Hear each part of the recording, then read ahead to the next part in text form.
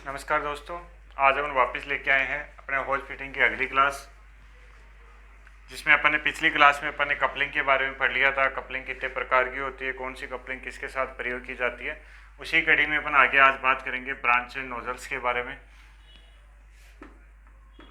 Branch and nozzles, देखो branch and nozzles क्या होता है, एक विशेष प्रकार का उपकरण होता है जो धातु का बना हुआ होता है और जो फीमेल कपलिंग के आगे कसा जाता है।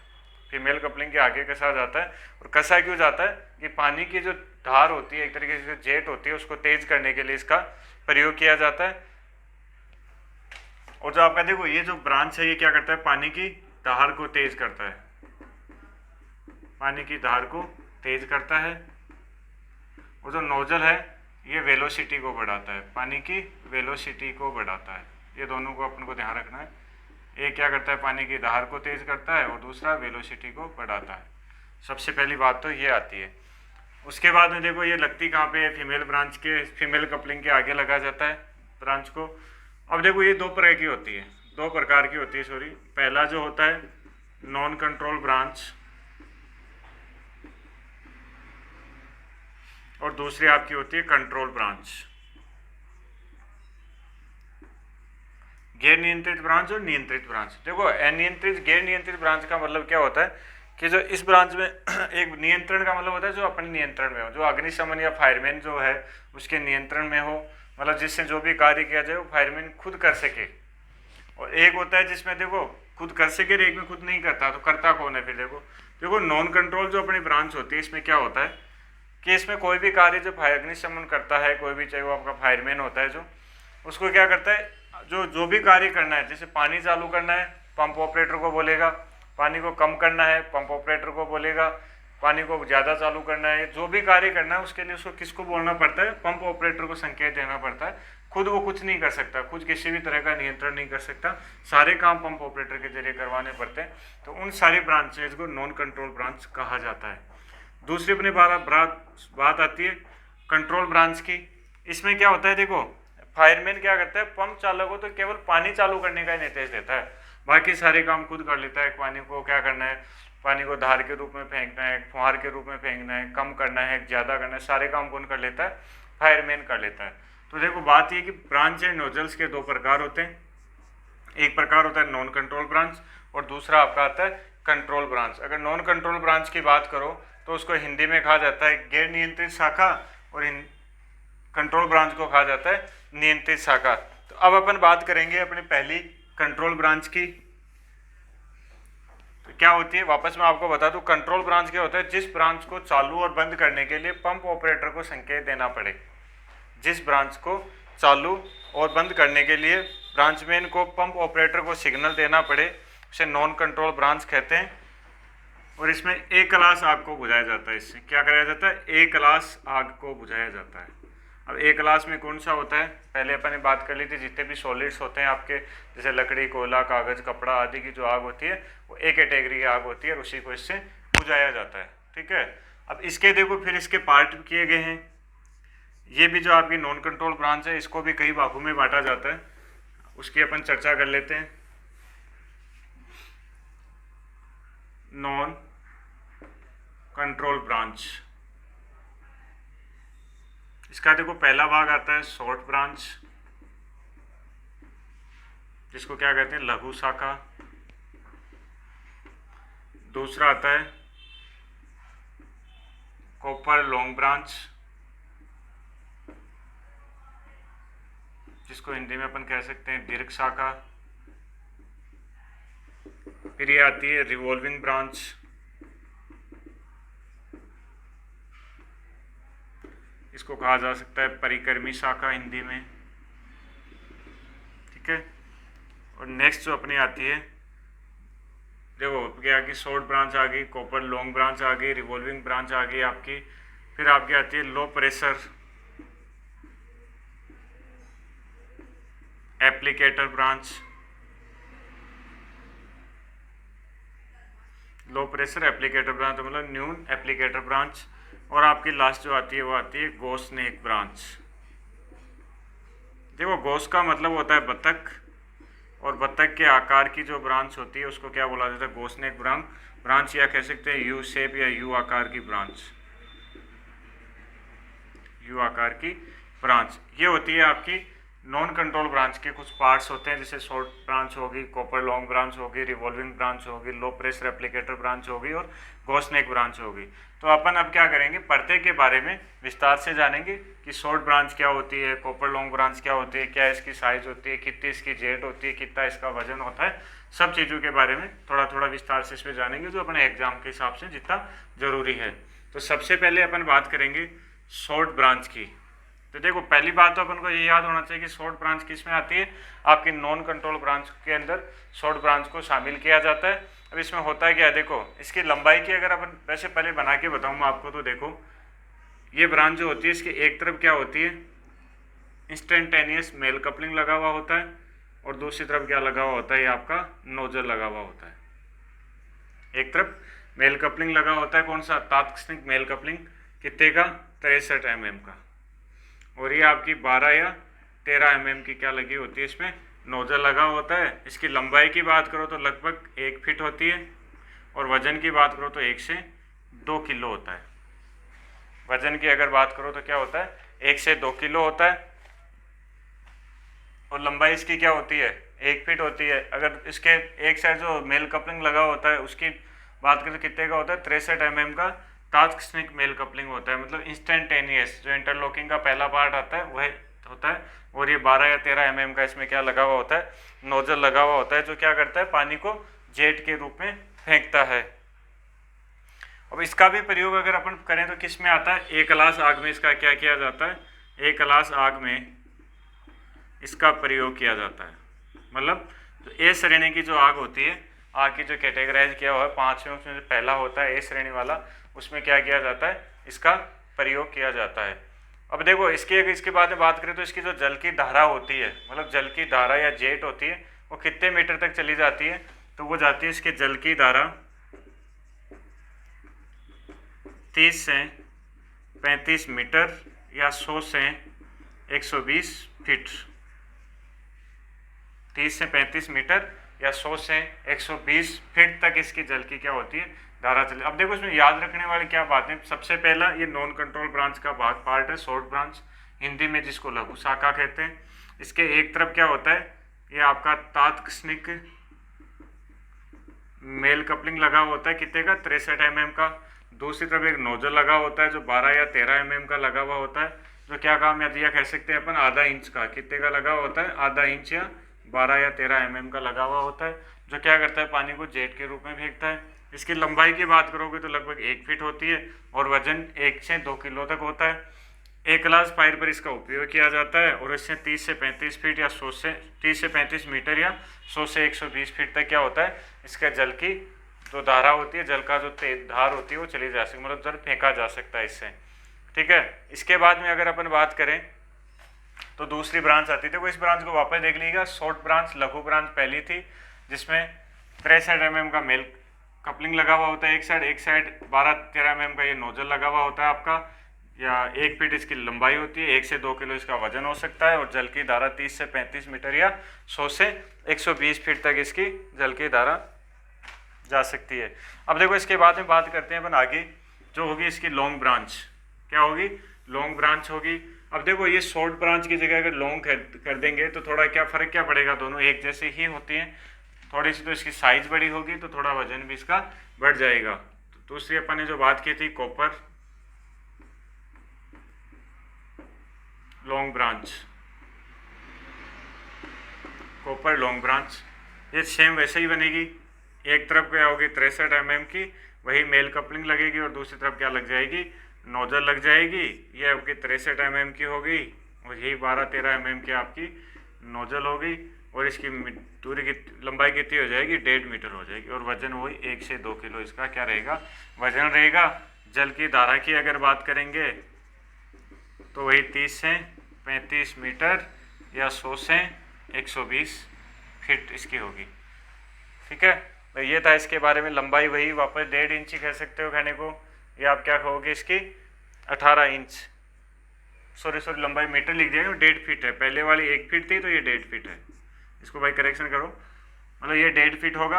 पहले वाले जो अपने शॉर्ट पड़ी उसकी 1 फीट थी, तो इसकी लॉन्ग ब्रांच है तो 1.5 फीट होगी। वजन 1 से 2 किलो उसका था, तो ये 1 से 2 किलो लगभग इसका अप्रोक्सीमेट लगभग माना जाता है। और जल की धारा की बात करूँ तो सेम इसकी जल की धारा भी क्या होती है, एकदम सेम होती है। ये वैसे अगर देखें तो अपन कह सकते हैं कि ये जो ब्रांच होती है वो शॉर्ट ब्रांच की बातें ही होती है। इसकी ये ब्रांच शॉर्ट ब्रांच की बातें ही होती है। इस ब्रांच की लंबाई अधिक होने के कारण इसे पकड़ने में क्या रहती है, आसानी रहती है। और इसका प्रयोग भी किस में किया जाता है, ए श्रेणी की आग में इसका प्रयोग किया जाता है। इस ब्रांच में वही बात, एक तरफ क्या होता है 63 mm का मेल तात्क्षणिक जोड़ लगा हुआ रहता है, और दूसरी ओर क्या लगी होती है, ये आपकी नोजल लगी हुई होती है। तो वापस वही बात, दोनों में फ़र्क क्या है, वैसे इतना सा फर्क है कि ये कितने की होती है, 1.5 फीट की होती है और वो 1 फीट की थी। ये आपकी नॉन कंट्रोल ब्रांच का दूसरा पार्ट अपन ने पढ़ लिया है। अब अपन बात करेंगे इसके तीसरे पार्ट की, तो वो अपना आता है रिवॉल्विंग ब्रांच।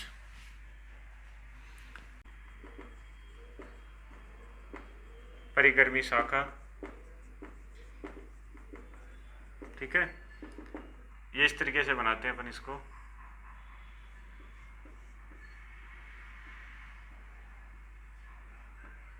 इस तरीके से, और यहाँ क्या लगा था, वही आपका 63 mm का मेल कपलिंग, कौन सा, तात्क्षणिक या इंस्टेंटेनियस तात्क्षणिक जोड़ लगा हुआ होता है मेल का 63 mm का, ठीक है।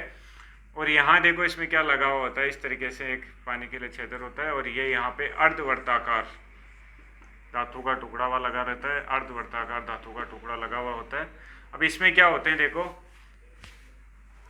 इसमें 9 वाल्व लगे होते हैं, सॉरी 9 इसमें क्या लगे हुए होते हैं, वाल्व लगे हुए होते हैं, नोजल जिसको बोल सकते हो आप कि 9 नोजल लगे होते हैं। 3 तो यहाँ लगे हुए होते हैं, 3 बीच में लगे होते हैं और 3 इसके ऊपर लगे होते हैं।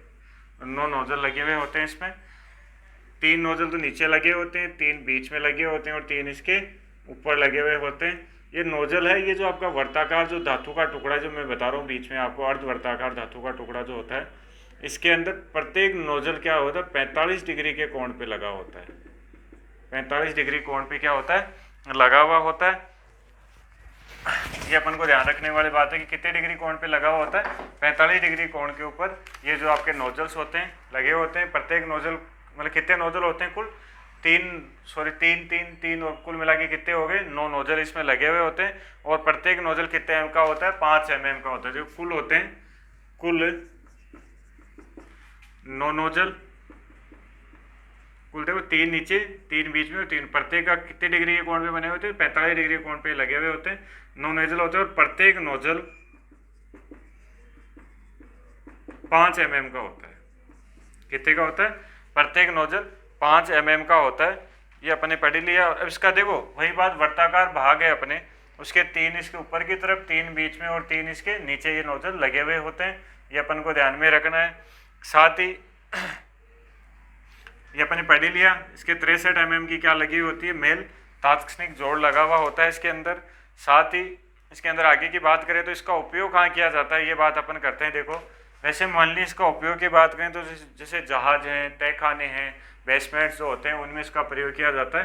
देखो वैसे इसको मैं वापस आपको एक बार समझाऊँ कि इसमें जो अपन को याद रखने वाली बात क्या होती है कि इसमें देखो नीचे नीचे लगा रहता है, जो इसके आगे देखो यहाँ होज लगा हुआ होगा, आगे क्या होगा, होज लगा हुआ रहता है। तो यहाँ पे जो लगा हुआ होता है वो 63 mm का मेल तात्क्षणिक जोड़ लगा हुआ होता है। बीच में इसके यहाँ पे क्या लगा हुआ होता है, एक अर्धवर्ताकार धातु का टुकड़ा लगा होता है, जिसमें कहते हैं 9 नोजल होते हैं। 3 नीचे होते हैं, 3 उसके मध्य में होते हैं, 3 इसके ऊपरी हिस्से में होते हैं। अब होता क्या है, देखो जब अपन इसमें पानी की सप्लाई देते हैं तो ये क्या करते हैं, घूमते हैं।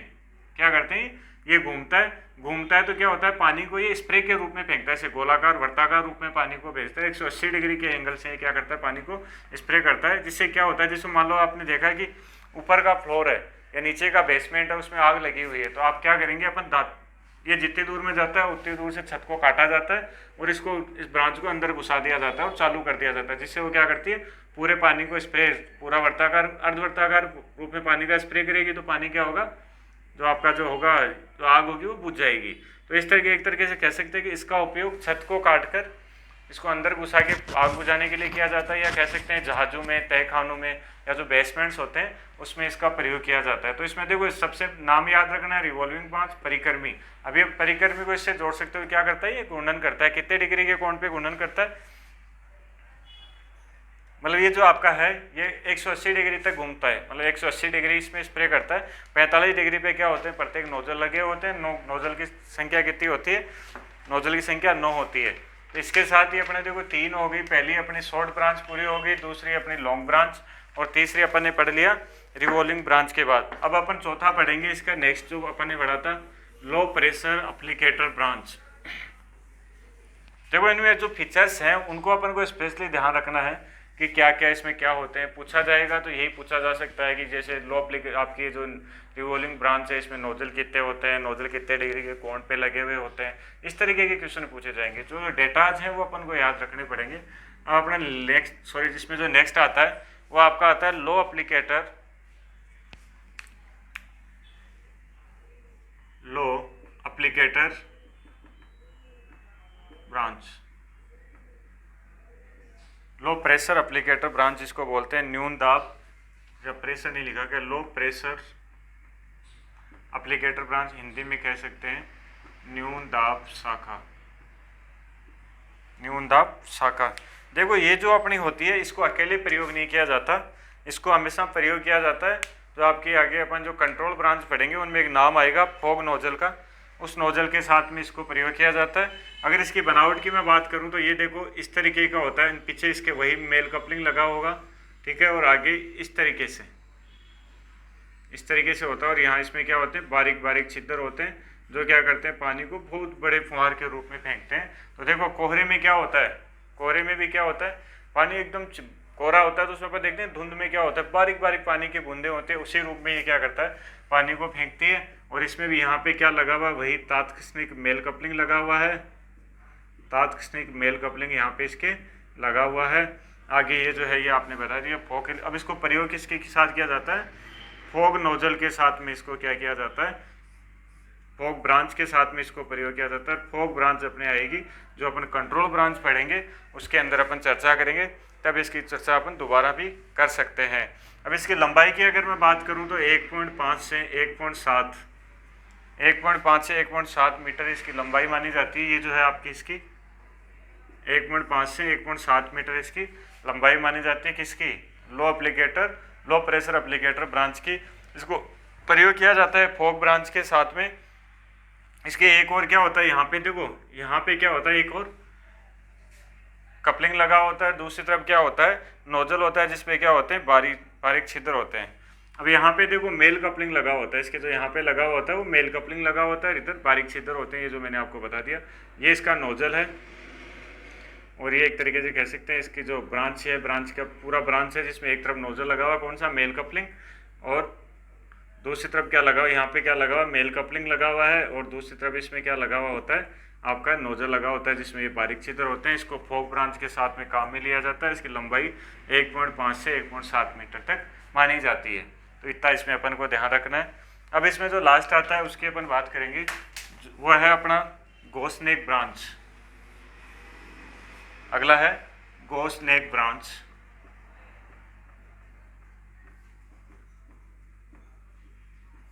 देखो इस गोस्नेक ब्रांच में क्या होता है, गोस होता है एक तरीके से बतख को बोला जाता है, और नेक यानी गर्दन, मतलब बतख के गर्दन के आकार की, बतख के गर्दन की आकार की, ये अपन कह सकते हैं। अपना यू कैसा होता है, ऐसे होता है ना, यू आकार की। गोस्नेक या बतख के गर्दन के आकार के होते हैं। अब देखो इस ब्रांच की सबसे बड़ी बात बता दूं कि ये फायर सर्विस में आग बुझाने के लिए इसका कोई प्रयोग नहीं होता है। इसका प्रयोग किया जाता है टैंक भरने के लिए। किसके लिए, टैंक में पानी भरने के लिए इसका प्रयोग किया जाता है। तो ये चीज़ इसमें आपको सिर्फ याद रखनी है कि फायर सर्विस में तो इसका उपयोग नहीं होता, लेकिन उपयोग होता कहाँ है, टैंक में पानी भरने के लिए इस ब्रांच का प्रयोग किया जाता है। और इसकी आकृति कैसी होती है, अपने अंग्रेजी अक्षर यू के जैसी होती है। अंग्रेजी का जो यू करैक्टर होता है, अक्षर होता है, उसके जैसी इसकी आकृति होती है। और इसका फायर सर्विस में उपयोग नहीं किया जाता। उपयोग किया कहाँ जाता है, टैंक में पानी भरने के लिए इसका उपयोग किया जाता है।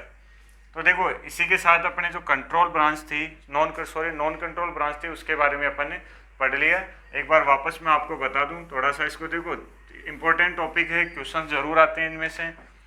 जो होज फिटिंग है वो पूरा ही आपका होज हो चाहे होज फिटिंग वो पूरा ही इंपॉर्टेंट टॉपिक है।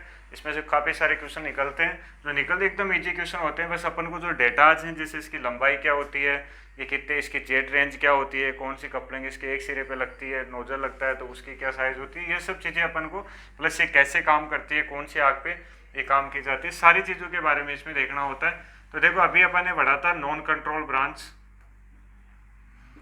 नॉन कंट्रोल ब्रांच, इसमें आपको याद रखने पहले तो इसके 5 पूरे नाम।